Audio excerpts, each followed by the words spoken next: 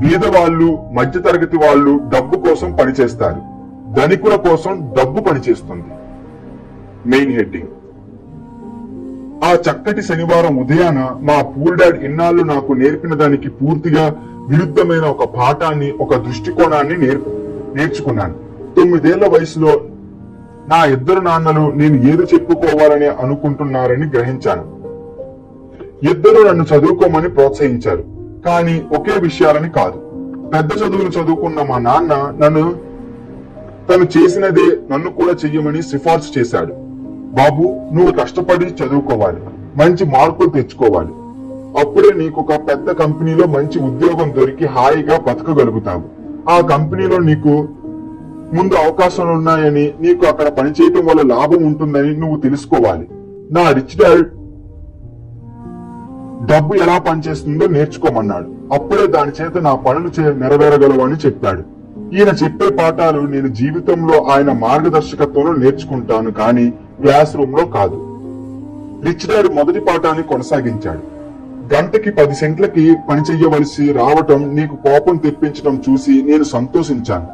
నీకు కోపం రాకుండా ఆనందంగా నేనిచ్చినది తీసుకుని పనిచేసి ఉంటే నీకు నేను ఏమీ నేర్పలేనని చెప్పి ఉండేవాణ్ణి.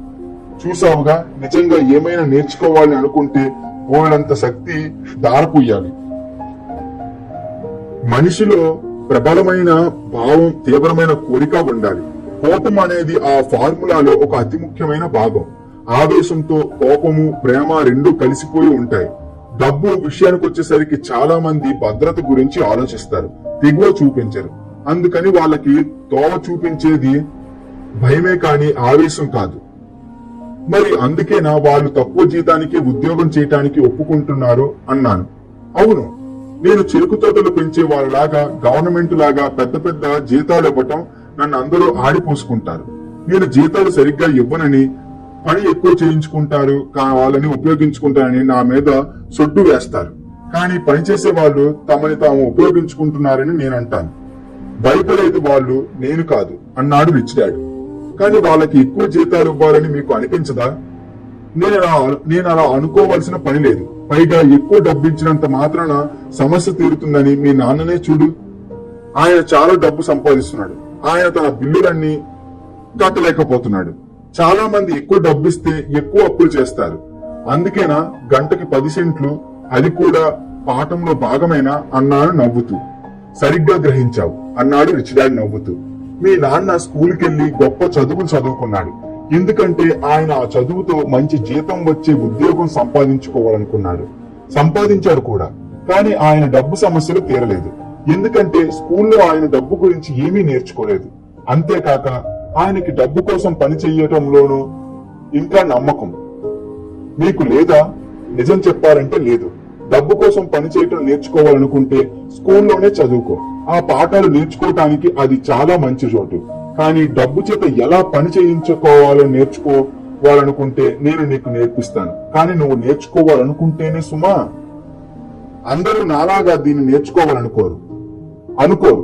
ఎందుకంటే డబ్బుకు సంబంధించిన విషయాలు చర్చించేటప్పుడు భయం నిన్ను వెంటాడుతూ ఉన్నట్టయితే డబ్బు కోసం పనిచేయటమే సులభం అనిపిస్తుంది. నాకు అర్థం కాలేదు అన్నాను కనుబొమ్మలు ముడుస్తూ. దాని గురించి ఇప్పుడే ఆలోచించుకో. భయం వల్లే చాలా మంది జీతానికి పనిచేస్తారని మాత్రం తెలుసుకో. బిల్లులు కట్టలేమో అనే భయం, ఉద్యోగం ఊడుతుందనే భయం, డబ్బు సరిపోదన్న భయం, మళ్ళీ కొత్తగా ఉద్యోగాల వేట మొదలు పెట్టాలన్న భయం, వృత్తి వ్యాపారాన్ని నేర్చుకోవాలనుకుని పెద్ద చదువులు చదివి ఆ తర్వాత డబ్బు కోసం పనిచేసే వాళ్ళందరూ చెల్లించాల్సిన మూల్యం ఇది. మనలో చాలా మంది డబ్బుకి బానిసలైపోతారు. ఆ తర్వాత తమ బాస్ మీద కోపాన్ని వెలగొక్కుతారు. డబ్బు చేత పని చేయించుకోవటం అనేది పూర్తిగా ఇంకో రకమైన చదువు కదా అన్నాను. అవును, తప్పకుండా అన్నాడు రిచ్ డాడ్. ఆ అందమైన శనివారం ఉదయం పూట మేమిద్దరం మౌనంగా కూర్చున్నాం. నా స్నేహితులు సరిగ్గా ఇదే సమయంలో లిటిల్ లీగ్ బేస్బాల్ గేమ్ మొదలు పెట్టి ఉంటారు. కానీ ఎందుకో తెలీదు, గంటకి 10 సెంట్లకి పనిచేస్తానని ఒప్పుకోవటం వల్ల నాకు మంచే జరిగింది అని అనుకున్నాను. నా స్నేహితులు స్కూల్లో నేర్చుకోలేనిదేదో నేను నేర్చుకోబోతున్నానని గ్రహించాను. నేర్చుకోవటానికి సిద్ధంగా ఉన్నావా? రిచ్ డాడ్ అడిగాడు. ఓ, నేను సిద్ధం అన్నాను పళ్ళన్నీ బయట పెట్టి. నేను నా మాట నిలుపుకున్నాను. దూరం నుంచే ఇన్నాళ్ళు నేను నీకు నేర్పుతూనే ఉన్నాను. 9 ఏళ్ల వయసులో డబ్బు కోసం పనిచేయమంటే ఎలా ఉంటుందో నువ్వు రుచి చూశావు. పోయిన నెలని 50 ఏళ్లతో గుణించి చూడు. చాలా మంది తమ జీవితాలని ఏం చేస్తూ గడుపుతారో నీకు అర్థమవుతుంది అన్నాడు రిచ్ డాడ్. నాకు అర్థం కాలేదు అన్నాను. నా కోసం నీ వంతు వచ్చేదాకా ఆగటం నీకెలా అనిపించింది? ఒకసారి ఉద్యోగంలో చేరటానికి, ఒకసారి జీతం పెంచమని అడగటానికి నువ్వు వేచి ఉండాల్సి వచ్చింది కదా.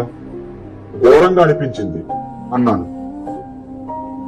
డబ్బు కోసం పనిచేయాలని అనుకునే వాళ్ళ జీవితాలు అలాగే ఉంటాయి అన్నాడు రిచ్ డాడ్.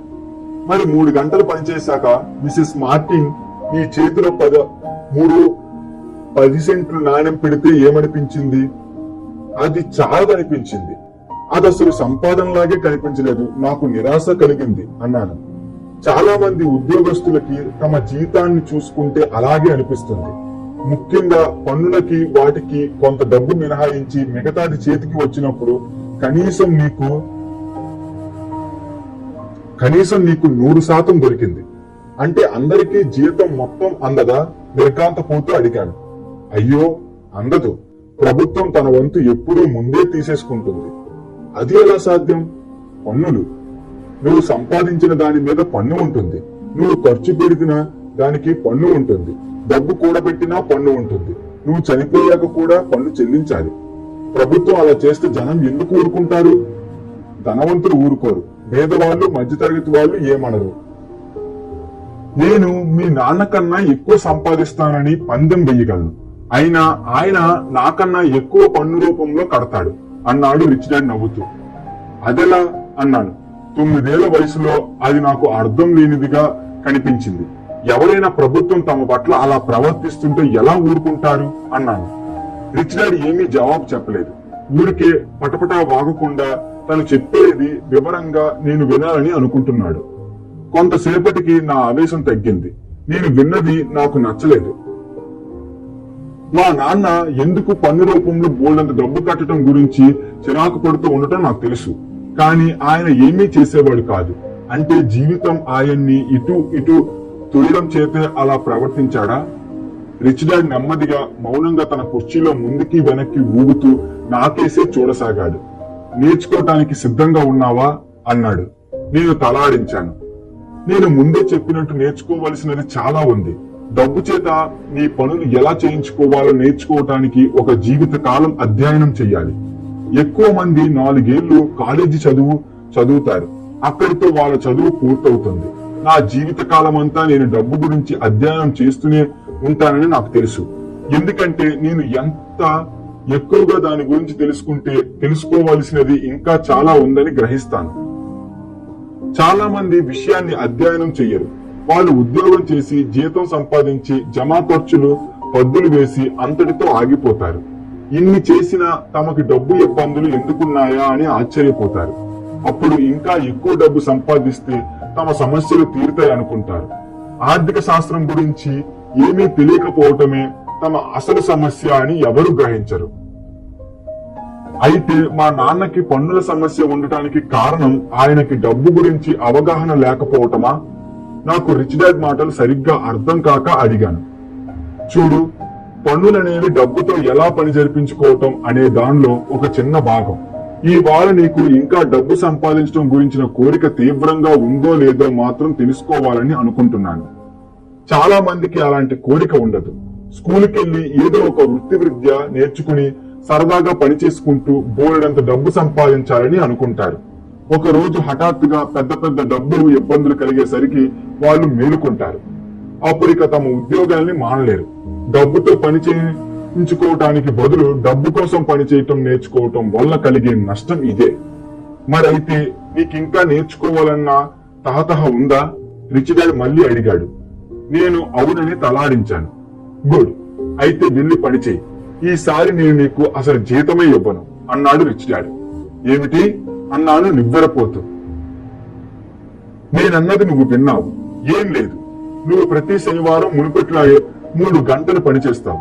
కానీ ఈసారి నీకు గంటకి 10 సెంట్లు చొప్పున జీతం ముట్టదు. డబ్బు కోసం పనిచేయటం అంటే ఏమిటో నేర్చుకోవాలని నువ్వే అన్నావు కదా. అందుకే నేను నీకు జీతం ఇవ్వబోవటం లేదు. నేను విన్న మాటల మీద నాకు ఒక నమ్మకం కలగలేదు. నేను ఈ విషయం మైక్ తో ముందే చెప్పాను. వాడు అప్పుడే పని ప్రారంభించాడు. సీలు వేసి ఉన్న డబ్బాలని దుమ్ము దులిపి అరల్లో సర్దుతున్నాడు. ఆ పని జీతం తీసుకోకుండా చేస్తున్నాడు. నువ్వు కూడా త్వరగా అక్కడికి చేరుకోవటం మంచిది. ఇది అన్యాయం అని అరిచాను. మీరు ఎంతో కొంత జీతం ఇవ్వాల్సిందే అన్నాను. మరి నువ్వు నేర్చుకోవాలన్నావు కదా. ఇప్పుడే కనుక ఇది నేర్చుకోకపోతే పెద్దయ్యాక నువ్వు లివింగ్ రూమ్ లో కూర్చున్న ఆ ఇద్దరు స్త్రీల వయసు మళ్ళిన ఆ ముసలివాడిలా తయారవుతావు. ఎప్పుడు నేను నిన్ను ఉద్యోగం నుంచి తీసేయకుండా ఉంటే బాగుంటుందని అనుకుంటావు, బతుకుతావు. లేదా మీ నాన్నలాగా బోలెడంత డబ్బు సంపాదిస్తూ కూడా మెడదాకా అప్పులు కూరుకుపోయి ఇంకా ఎక్కువ డబ్బు సంపాదిస్తే ఆ సమస్య తీరుతుందని ఆశిస్తూ ఉండిపోతావు. నీకు కావాల్సింది అదే అయితే నేను మళ్ళీ మునుపటిలా నీకు గంటకి 10 సెంట్లు జీతం ఇస్తాను. లేదా అందరూ పెద్దయ్యాక ఏం చేస్తారో అదే నువ్వు కూడా చేద్దువు గాని. జీతం సరిపోవటం లేదని ఫిర్యాదు చేస్తూ ఉద్యోగం వదిలేసి ఇంకో ఉద్యోగాన్ని వెతుక్కుంటూ పోదువు గాని. అయితే నన్నేం చేయమంటారు అన్నాను. రిచ్ డాడ్ నా తల మీద చేత్తో తట్టి, దీన్ని ఉపయోగించు. దీన్ని సరిగ్గా ఉపయోగించావు అనుకో, నువ్వు త్వరలోనే నీకు అవకాశం వచ్చినందుకు నాకు కృతజ్ఞతలు చెబుతావు. అంతేకాదు పెద్దయ్యేసరికి ధనవంతుడివి అవుతావు అన్నాడు ఆయన. నాకింకా నమ్మకం కలగలేదు. ఈయన నన్ను మోసం చేస్తున్నాడేమో అనే అనుమానం కలిగి ఏమీ మాట్లాడకుండా నిల్చుండిపోయాను. నేను వచ్చింది జీతం పెంచమని అడిగేందుకు. తీరా చూస్తే జీతం లేకుండా పనిచేయమంటున్నాడు ఈయన. రిచ్ డాడ్ మళ్ళీ నా తల మీద తట్టి, దీన్ని ఉపయోగించు. ఇక ఇక్కడి నుంచి వెళ్ళు నీ పని మొదలుపెట్టు అన్నాడు. పాఠం నెంబర్ 1. ధనవంతులు డబ్బు కోసం పనిచేయరు. Main heading. నేను నా పూల్ డాడ్ తో నాకు జీతం లేదని చెప్పలేదు. ఆయనకి అది అర్థం అయ్యేది కాదు. అదీ కాక నాకే ఇంకా సరిగ్గా అర్థం కాని విషయాన్ని నేను ఆయనకి వివరించదలుచుకోలేదు. ఇంకో 3 వారాల దాకా మైక్ నేను ప్రతి శనివారం 3 గంటల సేపు పని ఉచితంగా పని నాకేం కష్టం అనిపించలేదు. పైగా చేయగా అది చాలా సులభం అవుతుంది కూడా అనిపించింది. నేను బాధపడినది బేస్బాల్ ఆడలేకపోతున్నానని, కామిక్స్ బుక్ చదువుకోవడానికి నా దగ్గర డబ్బులు లేవని. 3వ వారం రిచ్ డాడ్ మేము పనిచేసే చోటికి వచ్చాడు. ఆయన ట్రక్ పార్కింగ్ ప్రదేశంలో ఆగిన చప్పుడు వినిపించింది.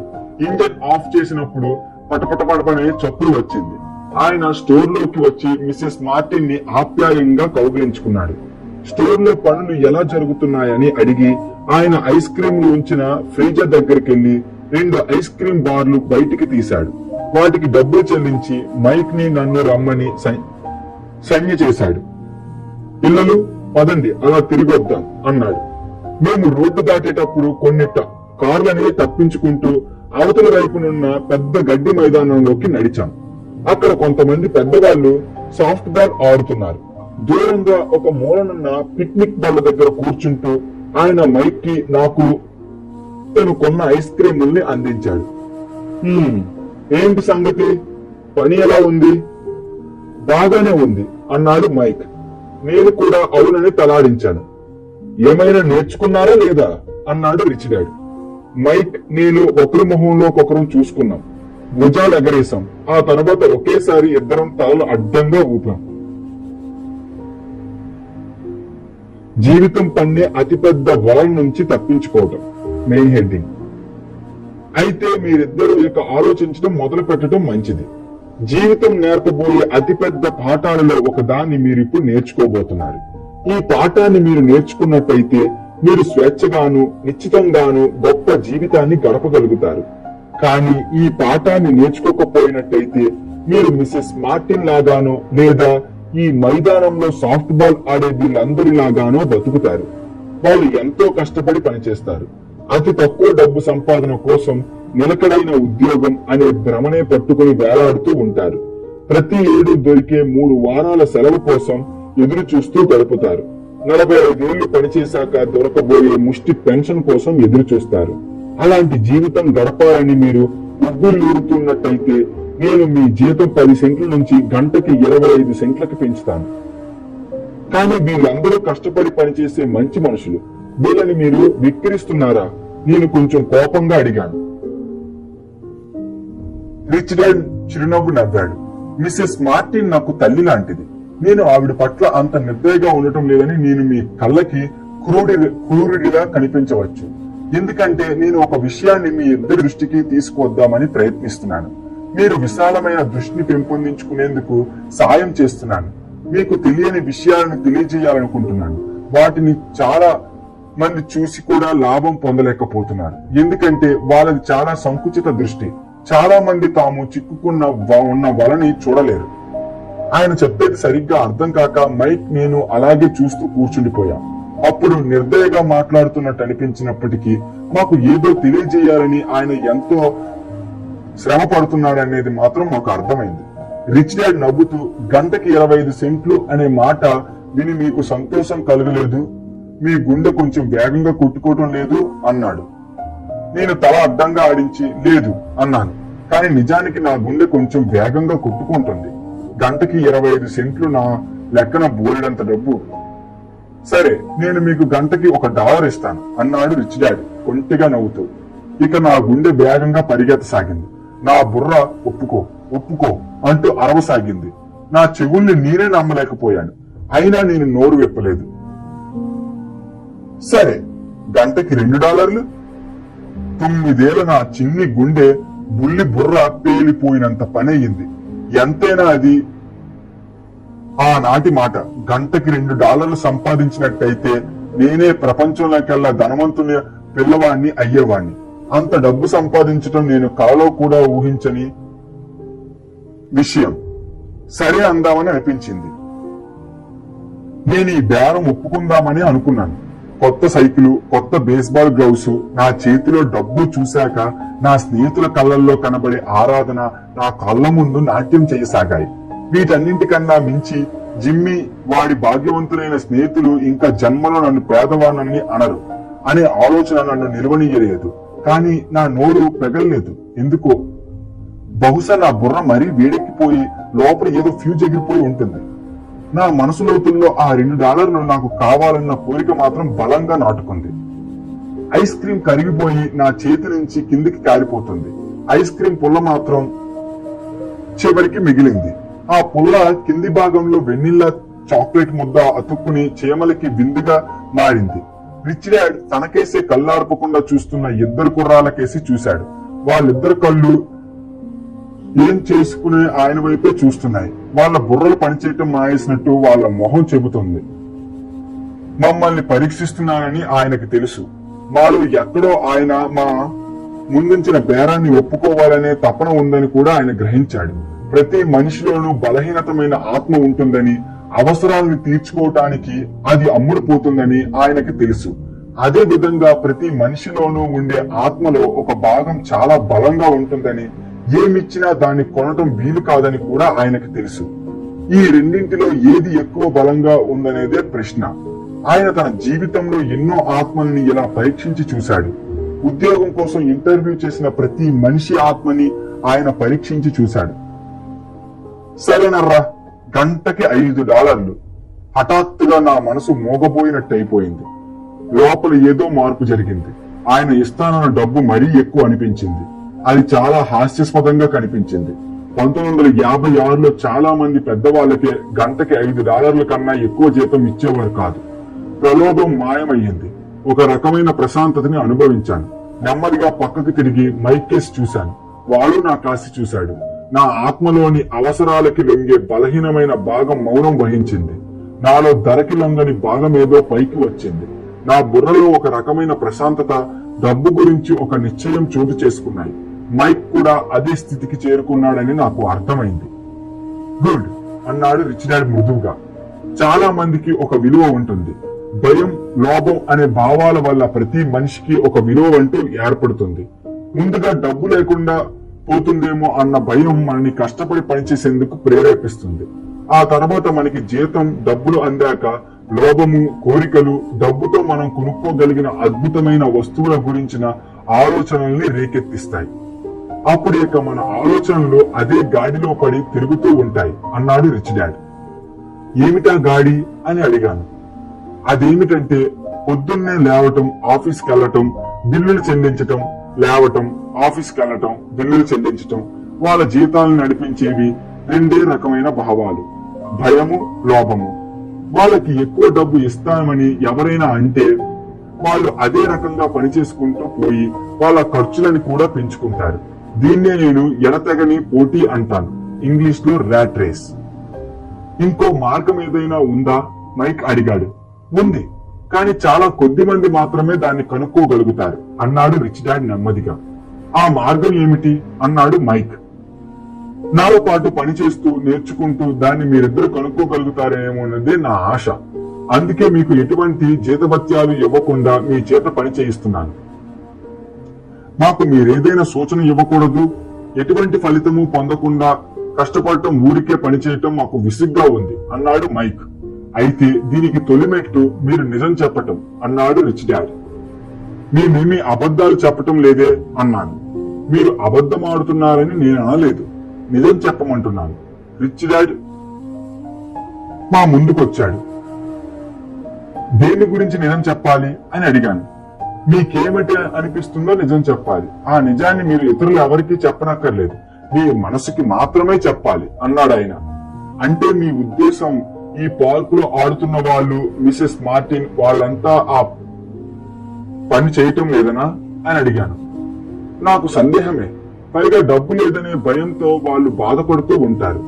భయాన్ని ఎదుర్కోవటానికి బదులుగా వాళ్ళు ఆలోచించటం మాని ఆ భయానికి ప్రతిస్పందిస్తారు. మెదడుతో ఆలోచించకుండా భావనల్లో కుట్టుకుపోతారు అన్నాడు రిచ్ డాడ్ మా తాళని చేత్తో తడుతూ. మళ్ళీ ఇలా అన్నాడు.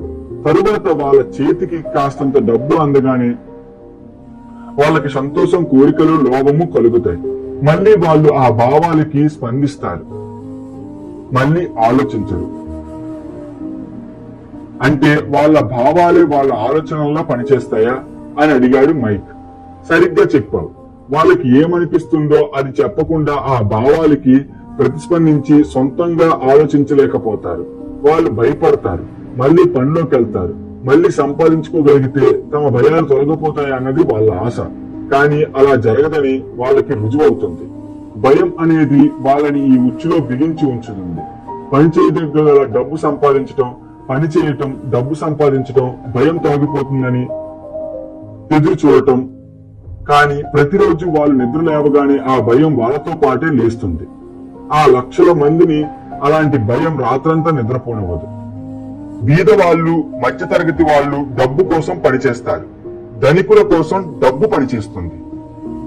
Main heading. ఆ చక్కటి శనివారం ఉదయాన మా రాత్రంతా వాళ్ళు ఆందోళన పడుతూ, మదన పడుతూ మేలుకునే ఉంటారు. వాళ్ళ మనసుని పీక్కు తింటున్న భయాన్ని, జీతం, డబ్బును పోగొడతాయని ఆశిస్తూ వాళ్ళు ఉదయమే మళ్లీ ఆఫీస్ కు వెళ్తారు. డబ్బు వాళ్ళ జీవితాన్ని పనిచే నడిపిస్తుందని, కానీ అది నిజమని ఒప్పుకోవటం వాళ్ళకి ఇష్టం లేదు. డబ్బే వాళ్ళ భావాలని, వాళ్ళ ఆత్మలని అదుపులో ఉంచుకుంటుంది అన్నాడు రిచ్ డాడ్. ఇదంతా చెప్పాక ఆయన మాటలు మా మనస్సులోకి ఇంకటానికి ఎదురు చూస్తూ అలా మాట్లాడకుండా కూర్చున్నాడు. మైక్, నేను ఆయన చెప్పిన మాటలు విన్నాం, కానీ అతను చెప్పిందేమిటో మా ఇద్దరికి పూర్తిగా అర్థం కాలేదు. ఒక్క విషయం మాత్రం నాకు అనిపించింది. పెద్దవాళ్ళందరూ అంత హడావిడిగా ఆఫీసులకి ఎందుకు పరిగెడతారో అని అనుకుంటూ ఉండేవాణ్ణి. అదేదో వాళ్ళకి సరదా అయిన విషయంగా అనిపించదు. వాళ్ళు ఆ పని చేస్తున్నందుకు సంతోషంగా ఉన్నట్టు కూడా అనిపించేది కాదు. కానీ ఏదో ఒక కారణం వాళ్ళని అలా ఉద్యోగాలకి తరుముతూ ఉందని మాత్రం నాకు అర్థమైంది. ఆయన చెప్పిన విషయాన్ని మాకు వీలైనంత వరకు మేము అర్థం చేసుకున్నామని గ్రహించిన రిచ్ డాడ్, మీరిద్దరూ ఆ ఉచ్చులో పడకుండా తప్పించుకోవాలని కోరుకుంటున్నాను. నేను అసలు మీకు నేర్పుదామనుకున్నది అదే. ఊరికే ధనవంతులుగా మారితే ఏమీ ప్రయోజనం ఉండదు. దానివల్ల సమస్య పరిష్కారం కాదు అన్నాడు. నిజంగా కాదా అని అడిగాను ఆశ్చర్యపోతూ. కాదు, మరో భావం, కోరిక గురించి కూడా పూర్తిగా నన్ను చెప్పనియండి. కొందరు దాన్నే లోభం అంటారు, కానీ నేను దాన్ని కోరిక అని అనదలుచుకున్నాను. ఇంకా మంచిది, అందమైనది, ఇంకా ఎక్కువ ఆనందాన్ని ఇచ్చేది కావాలనుకోవటంలో ఎటువంటి తప్పు లేదు. అందుకని కోరికలు తీర్చుకునేందుకు కూడా మనుషులు డబ్బు సంపాదించడానికి ఉద్యోగాలు చేస్తారు. డబ్బుతో కొనవగలమనుకునే ఆనందం కోసం వాళ్ళు ఉద్యోగాలు చేస్తారు. కానీ డబ్బుతో వచ్చే సుఖ సంతోషాలు కొద్ది కాలం పాటే ఉంటాయి. త్వరలోనే ఇంకా ఎక్కువ ఆనందం కోసం, ఎక్కువ సంతోషం కోసం, సౌకర్యాల కోసం, నిశ్చితంగా బతకటం కోసం ఇంకా ఎక్కువ డబ్బు సంపాదించాల్సిన పరిస్థితి ఏర్పడుతుంది. అందుకని వాళ్ళు ఉద్యోగం చేస్తూనే ఉంటారు. భయంతోనూ కోరికతోనూ నిండిన వాళ్ళ మనసుకి డబ్బు సాంత్వన చేకూరుస్తుందని అనుకుంటారు. కానీ డబ్బు ఆ పని చెయ్యలేదు అన్నాడు ఆయన. ధనవంతులకైనా అంతేనా అని అడిగాడు మైక్. ధనవంతులకైనా అంతే. నిజం చెప్పాలంటే ఎక్కువ మంది ధనవంతులుగా ఉండేది కోరిక వల్ల కాదు, భయం వల్లనే. డబ్బు లేదన్న భయాన్ని, పేదరికాన్ని డబ్బు పోగొట్టుకోదన్న వాళ్ళు అనుకుంటారు. అందుకే టన్నుల కొద్దీ డబ్బుని కూడబెట్టినా చివరికి తమకున్న భయం పెరిగిందే తప్ప తగ్గలేదని గ్రహిస్తారు. అప్పుడు ఆ డబ్బు పోతుందేమోనని భయపడతారు. నా స్నేహితులు కొంతమంది బోల్డంత డబ్బున్నప్పటికీ ఇంకా పనిచేస్తూ ఉండటం నాకు తెలుసు. కొందరు లక్షాధికారులు మీకు పేదవారుగా ఉన్నప్పటికన్నా లక్షలు సంపాదించాకే ఎక్కువ భయపడటం చూస్తున్నాను. తమ దగ్గరున్న డబ్బు మొత్తం పోతుందేమో అని హడలిపోతూ బతుకుతున్నారు. ఏ భయాలైతే వాళ్ళని ధనవంతులు అవడానికి వెంటపడి తరిమాయో అవి ఇప్పుడు ఇంకా పెరిగాయి. వాళ్ళ ఆత్మలోని బలహీనత, అవసరాలు తీర్చుకోవాలన్న తపన ఇంకా గొంతు చించుకుని అరుస్తున్నాయి. వాళ్ళకి తమ పెద్ద పెద్ద ఇళ్లని, కార్లని, డబ్బుతో వచ్చిన వైభవాన్ని వదులుకోవటం ఇష్టం లేదు. తమ దగ్గరున్న డబ్బంతా పోతే తమ స్నేహితులు ఏమంటారో అనే భయం. చాలా మంది చూడటానికి ధనవంతుల్లా కనబడుతూ డబ్బులో వరలాడుతున్న నిరాశతోనూ నరాల బలహీనతతోనూ కుంగిపోతూ ఉంటారు. అలా అయితే పేదవాళ్లే సంతోషంగా ఉన్నారా అని అడిగాను. లేదు, నేను అలా అనుకోవటం లేదు. డబ్బుని తప్పించుకు తిరగటం కూడా డబ్బు కోసం తాతలాడడం లాంటి మానసిక రోగమే అన్నాడు రిచ్ డాడ్. ఎవరో పంపించినట్టుగా సరిగ్గా అదే సమయానికి ఇల్లు వాకిలి లేని ఒక బికారి మా ఇల్లు పక్క నుంచి వెళ్లి పెద్ద చెత్త డబ్బా దగ్గర ఆగి దాన్ని కెలుకుతూ దేనికోసమో చూడసాగాడు. ఏం వెతుకుతున్నాడా అని మేము ముగ్గురం అతన్నే ఆసక్తిగా గమనించసాగాం. ఒకప్పుడైతే అలాంటివి మేము పట్టించుకుని ఉండేవాళ్ళం కాదేమో. రిచ్ డాడ్ తన పర్సులోంచి $1 తీసి ఆ ముసలాన్ని దగ్గరికి రమ్మని సంజ్ఞ చేయగా డబ్బులు చూసిన వెంటనే ఆ అనాథ మా దగ్గరకు వచ్చి $1 తీసుకుని రిచ్ డాడ్కి అతనికి కృతజ్ఞతలు తెలిపి తన అదృష్టానికి పొంగిపోతూ గబగబా వెళ్లిపోయాడు. వీడికి నా దగ్గర పనిచేసే వాళ్ళకి పెద్ద తేడా ఏమీ లేదు. అబ్బే, నాకు డబ్బంటే అంత ఆసక్తి లేదండి అనే వాళ్ళని చాలా మందిని చూశాను. అయినా వాళ్ళు రోజుకి 8 గంటలు పనిచేస్తారు. వాళ్ళు చెప్పేదానికి చేసే పనికి పొంతన లేనట్టే కదా. వాళ్ళకి డబ్బు మీద అసలు వ్యామోహం లేకపోతే మరెందుకు ఉద్యోగం చేస్తున్నట్టు? ఇటువంటి మానసిక ధోరణి డబ్బు కూడబెట్టడం కన్నా కూడా ప్రమాదకరమైనది అన్నాడు రిచ్ డాడ్. రిచ్ డాడ్ చెప్పే మాటలు వింటూ కూర్చున్న నాకు మా నాన్న కూడా లెక్కలేనన్ని సార్లు అలా అనటం గుర్తొచ్చింది. నాకు డబ్బు మీద ఆసక్తి లేదు అని ఆయన తరచూ అంటూ ఉంటాడు, తన ఆలోచనలో ఉండే లోటుని కప్పుపుచ్చుకోవటానికి. నా ఉద్యోగం అంటే నాకు చాలా ఇష్టం, అందుకే పనిచేస్తున్నాను అని కూడా అంటూ ఉంటాడు. అయితే మేమేం చెయ్యాలి? మాలో ఉన్న భయము, లోభము పూర్తిగా తుడిచిపెట్టుకోకపోయేదాకా డబ్బు తీసుకోకుండా పని చెయ్యాలా అని అడిగాను. లేదు, అది సమయాన్ని వృధా చేయటమే అవుతుంది. మన భావాలే మనల్ని ముందుకు తోస్తాయి, మనకు అస్తిత్వాన్ని ఇస్తాయి, నిజమైన మనుషులుగా చేస్తాయి. భావాలు మనల్ని ముందుకు పోయే శక్తినిస్తాయి. మీ భావాల పట్ల నిజాయితీ చూపండి. మీ మనసు, భావాలు మీకు మేలు చేసుకునేట్టు చూసుకోవాలి తప్ప మీకు కీడు చేయకూడదు అన్నాడు రిచ్ డాడ్. వావ్ అన్నాడు మైక్. నేను ఇప్పుడు చెప్పిన దాని గురించి అట్టే బెంగ పెట్టుకోకండి. ఏళ్లు గడిచిన కొద్దీ మీకే అర్థమవుతుంది. చూసే విషయాలని, భావాలని గమనించండి, స్పందించకండి. చాలా మంది ఆలోచించే పని తమ భావాలు చేస్తున్నాయనేది తెలీదు. భావాలు ఉండవలసిందే కాదన్ను, కానీ మీరు వాటి సాయం లేకుండా సొంతంగా ఆలోచించుకోవడం నేర్చుకోవాలి అన్నాడు ఆయన. మీరు నాకు ఒక ఉదాహరణ ఇవ్వగలరా అని అడిగాను. తప్పకుండా. ఎవరైనా నేను ఉద్యోగం వెతుక్కోవాలి అంటే అది అతను ఆలోచించటం అనిపించుకోదు, భావాలే ఆ పని చేస్తున్నాయన్నమాట. డబ్బు ఉండడము అనే భావం, భయం అలాంటి ఆలోచన రేకెత్తిస్తుంది. కానీ బిల్లులు చెల్లించాలంటే జనం దగ్గర డబ్బు ఉండాలి కదా అన్నాను.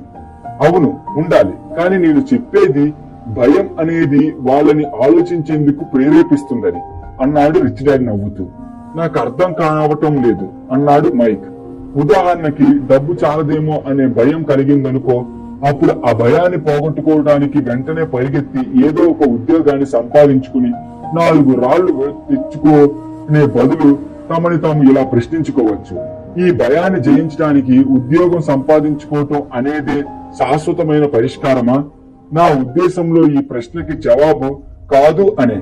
ముఖ్యంగా మీరు ఒక వ్యక్తి జీవిత కాలాన్ని పరిశీలిస్తే ఉద్యోగం అనేది దీర్ఘకాలిక సమస్యకు తాత్కాలిక పరిష్కారం అని తెలుసుకుంటారు అన్నాడు రిచ్ డాడ్. కానీ మా నాన్న ఎప్పుడు చూసినా స్కూల్కి వెళ్ళు, మంచి మార్కులు తెచ్చుకో, అప్పుడే నీకు మంచి నిలకడైన ఉద్యోగం దొరుకుతుంది అంటూ ఉంటాడే అన్నాను కొద్దిగా తికమక పడుతూ. రిచ్ డాడ్ నవ్వుతూ, ఆయన అలా అనటాన్ని నేను అర్థం చేసుకోగలను. చాలా మంది అదే అంటారు. వాళ్ళ లెక్కన అదే మంచి సలహా. కానీ అందరూ ఆ సలహా ఇవ్వటానికి ముఖ్యమైన కారణం భయం అన్నాడు. అంటే మా నాన్న భయపడటం వల్లే అలా అంటాడని మీ ఉద్దేశమా? అవును. నువ్వు డబ్బు సంపాదించలేవని, సమాజంలో ఎమడలేవని భయపడి ఆయన అలా అంటాడు. నన్ను అపార్థం చేసుకోకు. ఆయనకి నువ్వంటే ప్రేమ. నీ జీవితం ఎంతో చక్కగా సాగిపోవాలనే ఆయన కోరుకుంటాడు. ఆయన భయం సబబే నన్ను నీ కూడా నేనంటాను. చదువు, ఉద్యోగం ముఖ్యమే, కానీ అది భయాన్ని నివారించలేవు. పొద్దున్నే లేచి 4 రాళ్లు సంపాదించడానికి ఆయన్ని బయటికి పంపే ఆ భయమే నువ్వు స్కూల్కి వెళ్ళవేమోనని, తప్పక వెళ్లాలని ఆయనకి ఆందోళన కలిగిస్తోంది అన్నాడు రిచ్ డాడ్. అయితే మీ సలహా ఏమిటి అని అడిగాను. డబ్బు తాలూకు శక్తిని ఎలా స్వాధీనం చేసుకోవాలో నీకు నేర్పాలనుకుంటున్నాను. దాన్ని చూసి భయపడకుండా ఉండాలి. ఆ విద్య స్కూల్లో నేర్పరు. దాన్ని నేర్చుకోకపోయినట్టయితే నువ్వు డబ్బుకి బానిసైపోతావు. నెమ్మదిగా ఆయన మాటల్లో నాకు అర్థం బోధపడసాగింది. ఆయన మా దృష్టిని విస్తరింప చేయాలనుకుంటున్నాడు. మిసెస్ మార్టిన్ గాని, ఆయన కింద పనిచేసే వాళ్ళు గాని, ఇంకా చెప్పాలంటే మా నాన్న గాని చూడలేని దాన్ని మాకు చూపించాలని ప్రయత్నిస్తున్నాడు. అప్పుడు ఆయన చెప్పిన ఉదాహరణలు నాకు ఎంతో క్రూరంగా తోచినా వాటిని నేను అన్నడూ మర్చిపోలేనిది. నా దృష్టి ఆ రోజు విశాలమైంది. చాలా మంది జీవితాల్లో దాగి ఉన్న ఉచ్చుని నేను చూడటం ప్రారంభించాను.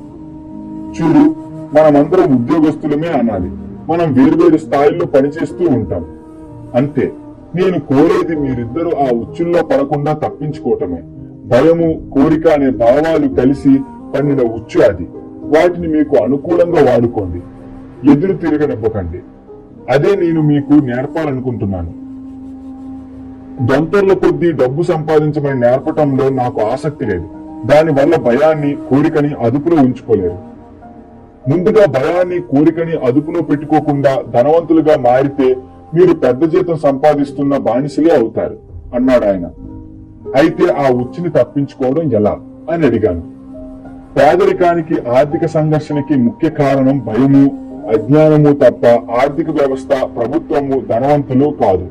తమకు తామే తెచ్చిపెట్టుకున్న భయము, అజ్ఞానము మనుషుల్ని ఉచ్చులో బిగించి ఉంచుతాయి. అందుకని పిల్లలు స్కూల్కి వెళ్తారు, కాలేజీ డిగ్రీలు సంపాదించుకుంటారు. నేను మీకు ఉచ్చులో ఇరుక్కోకుండా ఉండటం ఎలానో నేర్పుతాను. ఈ చిక్కు ప్రశ్న తాలూకు బిడిముక్కలు ఒక్కొక్కటిగా మా కళ్ళకి కనిపించసాగాయి.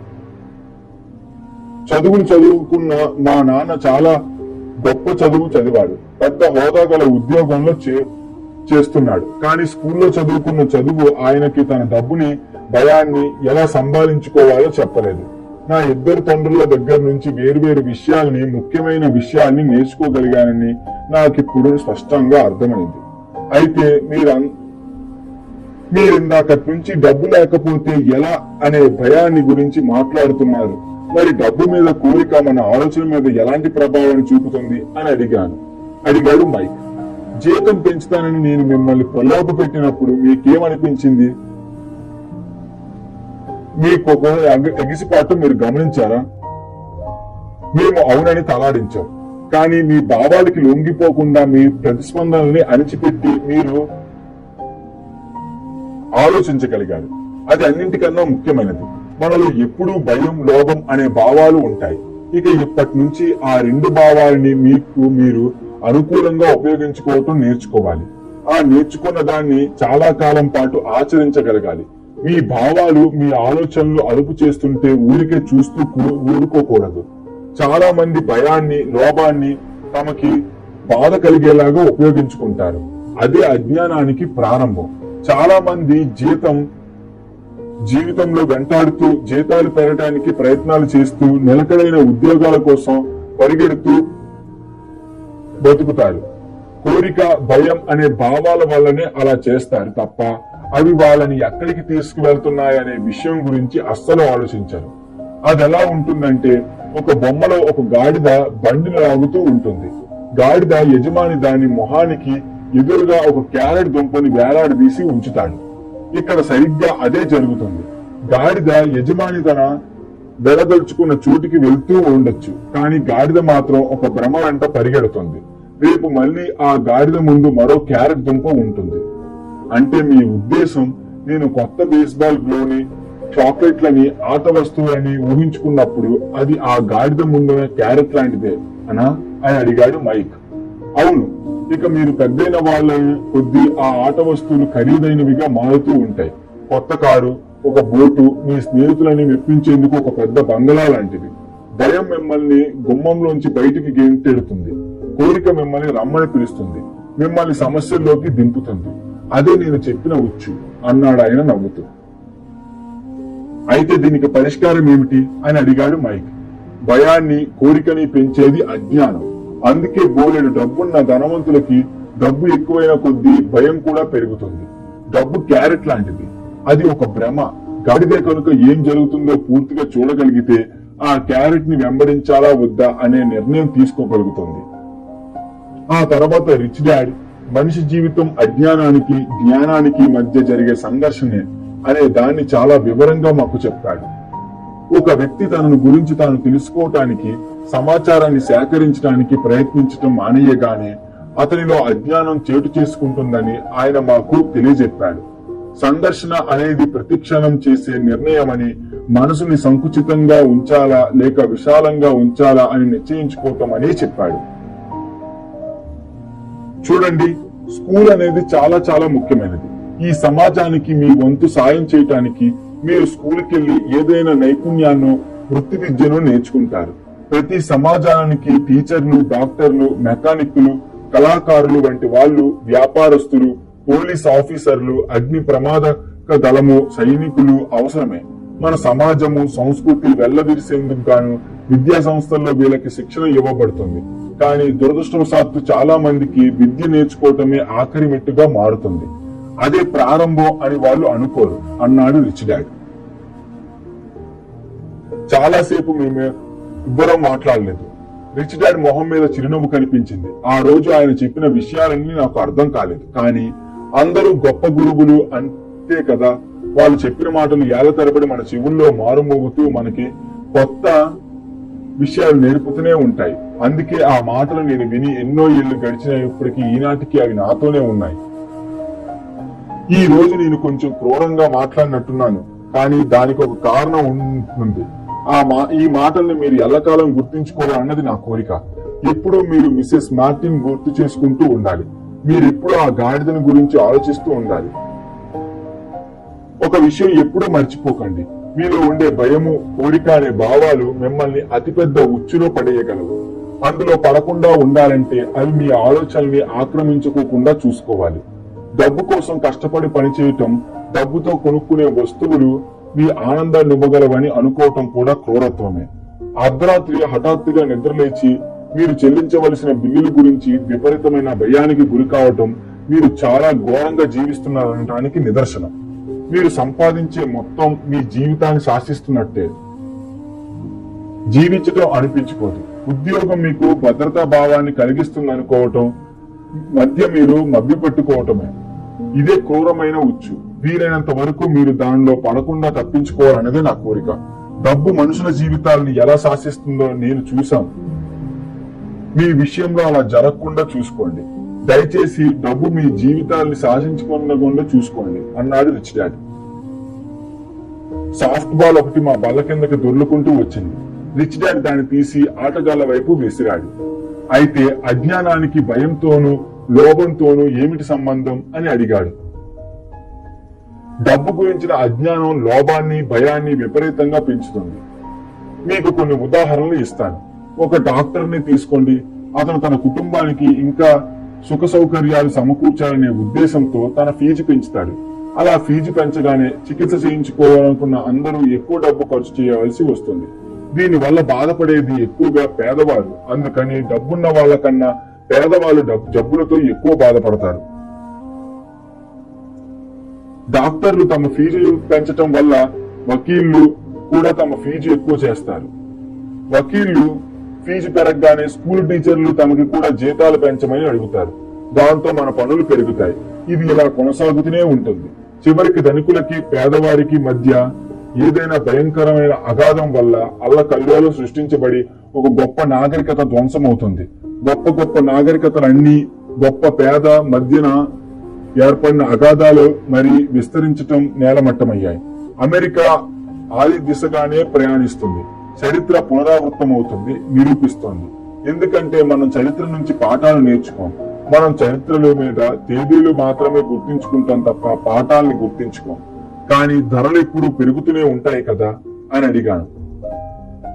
సమాజంలో అందరూ విద్యావంతులైనప్పుడు, ప్రభుత్వం సవ్యంగా పనిచేస్తున్నప్పుడు అలా జరగదు. నిజానికి ధరలు తగ్గాలి, కానీ అది ఒక సైద్ధాంతిక సత్యం మాత్రమే. అజ్ఞానం వల్ల తలెత్తిన భయం వల్ల, లోభగుణం వల్ల ధరలు పెరుగుతాయి. స్కూళ్లు విద్యార్థులకి డబ్బు గురించి పాఠాలు చెబితే అందరి దగ్గర ఎక్కువ డబ్బు ఉంటుంది, ధరలు కూడా తగ్గుతాయి. కానీ స్కూళ్లు డబ్బు కోసం ఉద్యోగాలు చేయటం ఎలాగో నేర్పటం మీదే తమ దృష్టిని కేంద్రీకరిస్తాయి.